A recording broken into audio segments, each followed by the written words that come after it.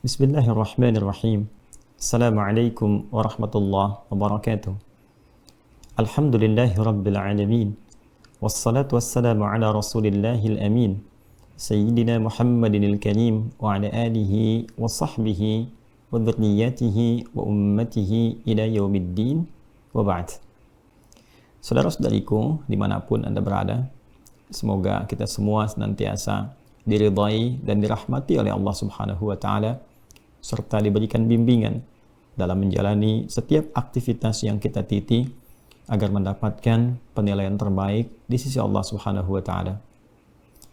Dari sekian aktivitas dan hari-hari yang kita lalui, tentu banyak sekali tanda-tanda yang Allah sematkan, baik itu di alam semesta, di aktivitas kita, bahkan pada diri kita sendiri, yang dengan itu didesain untuk membantu dan membersamai kita sehingga selalu tetap ingat dan tersambung kepada Allah Subhanahu wa taala.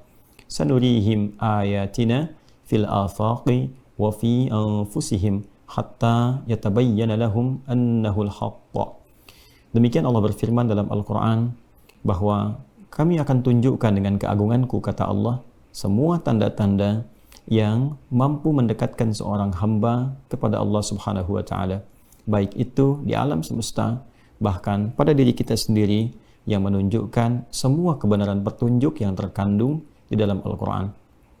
Di antara sekian tanda itu, ada yang ditunjukkan tidak setiap waktu, tidak setiap saat, tidak setiap hari. Seperti fenomena gerhana yang kemarin kita dapati, yang hanya terjadi dalam beberapa kali kesempatan. Baik itu gerhana matahari ataupun gerhana bulan yang kemarin baru saja kita lalui. Pertanyaannya, dari sekian gerhana yang telah kita dapati, bahkan juga mampu kita saksikan secara langsung, apakah pesan-pesan, hikmah, dan tujuan dihadirkannya gerhana itu mampu kita tangkap dengan baik, mampu kita pahami, kita pelajari, sehingga dengan kejadian fenomena gerhana itu mampu merubah perilaku kita, sikap kita seperti yang diinginkan oleh Allah Subhanahu wa taala dan ditunjukkan melalui Rasulullah sallallahu alaihi wasallam. Saudara-saudariku, dalam hadis riwayat Al-Bukhari nomor hadis 1059 yang dikuatkan dalam hadis riwayat Muslim nomor hadis 912 yang disampaikan dari sahabat Nabi sallallahu alaihi wasallam, yaitu sahabat Abu Musa Al-Asy'ari, bahwa Nabi sallallahu alaihi wasallam menegaskan terkait dengan fenomena gerhana, baik gerhana matahari ataupun juga gerhana bulan. Nabi menekankan hadhil ayatul lati yursiluhallahu. Ini adalah tanda-tanda yang Allah kirimkan agar mampu mendekatkan diri kita kepadanya. Teman-teman sekalian, tanda dalam bahasa Arab tentu agak banyak sekali lafadznya, ada banyak diksinya. Ada misalnya alamat.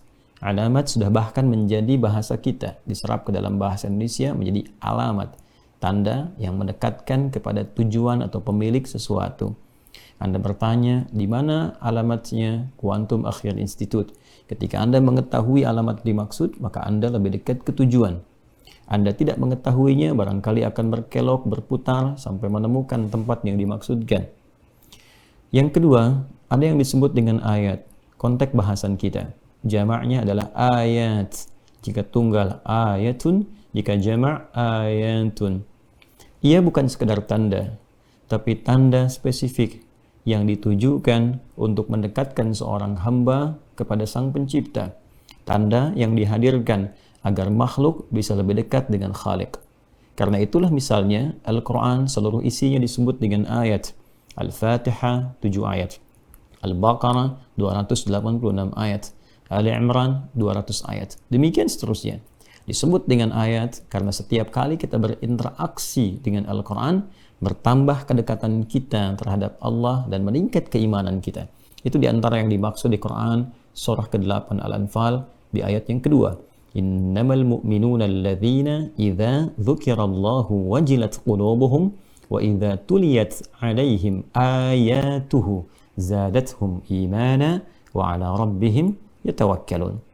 Sungguh, insan beriman yang sejati itu dia memiliki tanda. Jika disebutkan nama Allah, maka ada tanda konfirmasi, getaran dalam jiwanya, getaran iman dia. Karena itu disebutkan nama Allah dalam sehari 5 kali, dalam adzan itu, untuk mengonfirmasi apakah masih ada getaran, frekuensi yang terjawab dari getaran hatinya. Akan berbeda, orang yang punya iman akan berbeda merasakan dan mendengar suara adzan itu sehingga ada konfirmasi dalam jiwanya. Wa idza tuliyat 'alaihim ayatuhu, dan bila dibacakan kepadanya ayat-ayat Allah, zadathum imana, maka bertambah keimanannya. Wa 'ala rabbihim yatawakkalun, dan terbangun kedekatan yang lebih dengan Rabbnya, dengan Allah Subhanahu wa taala. Gerhana disebutkan dalam hadis tadi riwayat Al-Bukhari nomor hadis 1059, pun demikian riwayat Muslim nomor hadis 912 dari sahabat mulia Abu Musa Al-Asy'ari bahwa Nabi sallallahu alaihi wasallam menyampaikan hadhil ayat allati yursiluhallahu. Ini adalah ayat-ayat ini. Jadi ketika gerhana dihadirkan bukan sekedar ingin menunjukkan satu fenomena alam yang bisa diabadikan. Tujuannya bukan ingin dibuat status, walaupun tidak salah melakukan itu. Silahkan diteliti, silahkan dicitrakan, silahkan difoto, silahkan bisa diamati. Tapi lebih daripada itu, dihadirkan gerhana untuk memberikan kepada kita sarana untuk mendekatkan diri kepada Allah Subhanahu wa taala. Maka yang pertama dilakukan ketika tiba gerhana, apakah konfirmasi iman yang ada dalam diri kita mengajak kita untuk mendekat kepada Allah? Inilah parameter keimanan. Jangan-jangan dalam proses gerhana yang kemarin, sebagian yang bahkan merasa beriman, kalau tidak ada iman atau belum ada iman dalam dirinya, bertanya, kita mungkin tidak akan menanyakan ini. Tapi ketika seseorang mengatakan saya beriman kepada Allah, maka konfirmasi imannya itu yang dibutuhkan. Apakah ketika ada gerhana dia langsung ingat dengan Allah? Apakah peristiwa itu mengingatkan dia kepada Allah dan bersegera ingin membangun kedekatan dengan Allah? Atau dia disibukkan dengan pencarian hanya kepada berita, hanya untuk memoto, hanya untuk mencitrakan, mengabadikan dan sebagainya? Tidak salah dalam konteks keduniaan, tapi menjadi persoalan dalam konteks keimanan. Ketika itu dihadirkan namun belum mampu mendekatkan dirinya dan mengingatkannya kepada Allah Subhanahu wa taala. La limauti ahadin wala li hayatiha. Kata Nabi sallallahu alaihi wasallam, gerhana hadir ini bukan karena sebab kematian seseorang atau sebab wafatnya. Karena persis ketika terjadi gerhana, waktu itu gerhana matahari di era Nabi sallallahu alaihi wasallam, kadar Allah bersamaan dengan itu tibalah ajalnya salah satu putra tercinta Rasulullah sallallahu alaihi wasallam, yaitu Sayyidina Ibrahim ya alaihi salam. Beliau meninggal dunia, putra beliau, salah satu putra Nabi sallallahu alaihi wasallam, wafat pada saat itu dan kadar Allah terjadi gerhana. Sebagian masyarakat menyimpulkan bahwa ini langit ikut berduka, alam ikut berduka dengan wafatnya putra Nabi Muhammad sallallahu alaihi wasallam. Maka beliau kemudian menepis itu. Ya, beliau menyanggahnya dan lebih mengarahkan masyarakatnya untuk diberikan kesadaran. Ini tidak terkait dengan kematian atau kehidupan seseorang. Ini bukan sekedar fenomena alam, tapi Allah hadirkan kepada kita untuk mengingatnya, untuk kembali mendekatkan diri kepada Allah Subhanahu wa ta'ala. Karena itulah kemudian Nabi Muhammad SAW dalam hadisnya kembali menekankan, wa idza ra'aitum atau fa idza ra'aitum min dzalika syai'a, jika engkau menyaksikan gerhana itu, mengalami gerhana itu, fafza'u. Ini poinnya. Teman-teman sampai menggunakan kata faza'. Faza' itu kalau dalam bahasa Arab itu satu ketakutan yang dalam, sehingga dengan rasa itu kita mengambil satu tindakan tertentu. Ya, misal kalau kita misalnya sedang berjalan, tiba-tiba ada suara yang mencekam dari hewan tertentu misalnya, yang dalam posisi itu sulit bagi kita untuk berlari, maka yang mudah dilakukan mengambil barang-barang tertentu, benda tertentu untuk mempertahankan diri. Maka itu yang dimaksud dengan reaksi dari rasa khawatir, takut yang hadir dalam diri kita. Rasa khawatir, rasa takut yang menjadikan kita kemudian membentengi diri dengan menghadirkan satu aktivitas yang merasakan ketentraman, menghilangkan rasa kekhawatiran itu. Itulah faza'. Kata Nabi, fafza'u. Hendaklah setiap insan beriman ketika tiba gerhana itu merasa khawatir, merasa takut. Ya, kemudian apa yang mereka kerjakan? Ya, bizikrihi ta'ala wa du'ai wa istighfarihi. Ya, maka mereka bergegas kemudian satu amalannya untuk berzikir pada Allah Subhanahu wa taala. Kedua, memperbanyak doa, dan yang ketiga adalah memperbanyak istighfar kepada Allah Subhanahu wa taala. Kenapa? Poin yang terpenting, ini poin yang terpenting. Kata Nabi sallallahu alaihi wasallam, yukhawwifullahu bihi ibadah. Dengan adanya gerhana itu, Allah Subhanahu wa taala hendak menggetarkan hati setiap hambanya. memberikan satu contoh keadaan kepada kita. Bagaimana kalau Allah gelapkan bumi ini?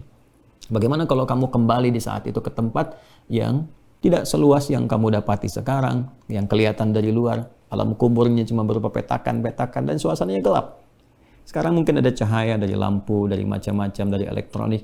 Ya, ketika Anda berpulang, Anda mendapatkan kegelapan. Ya, bila tidak memiliki amal yang cukup, tidak ada cahaya dan sebagainya, bila tidak dipersiapkan dari sekarang, ya, kita diberikan pendahuluan oleh Allah. Bagaimana kalau satu saat kamu berada di ruang yang gelap? Kamu mendapatkan suasana seperti ini, datang kematian kepadamu, apa yang telah engkau siapkan? Hei yang sibuk dengan dunia, berangkat gelap, pulang gelap, bagaimana kalau pulangmu nanti gelap?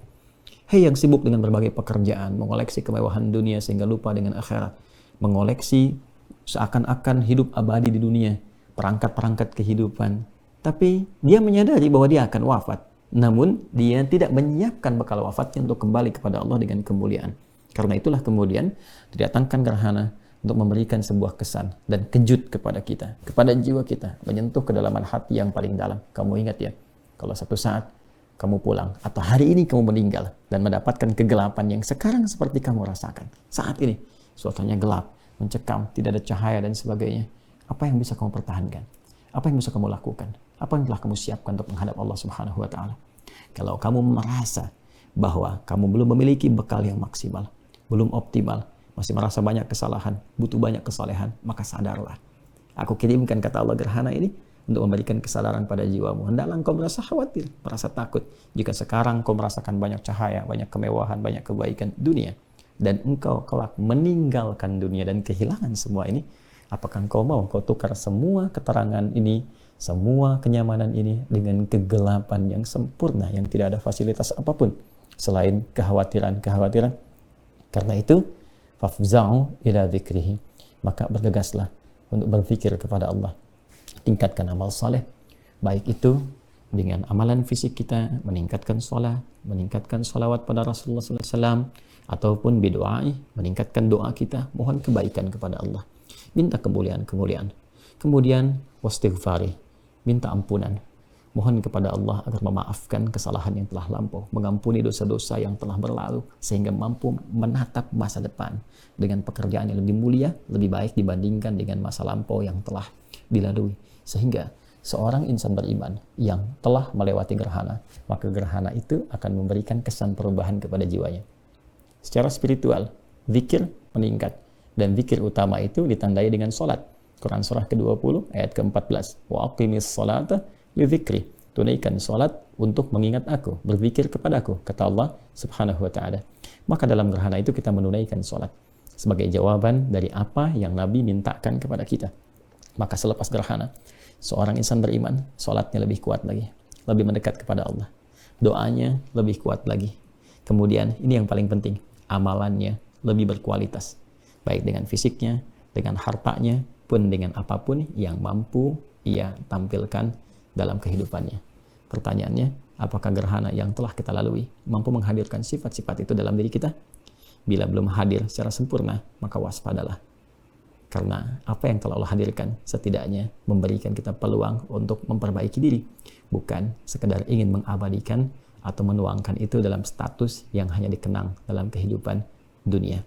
Semoga bermanfaat, semoga Allah membimbing kita untuk berubah, dan semoga kita diberikan kesempatan untuk meniti sisa kehidupan lebih baik dari apa yang telah kita lalui. Maafkan saya. Semoga Allah mengampuni dosa kita. Subhanakallahumma wa bihamdika, asyhadu an la ilaha illa anta, nastaghfiruka wa natubu ilaik. Wa akhiru da'wana alhamdulillahi rabbil alamin.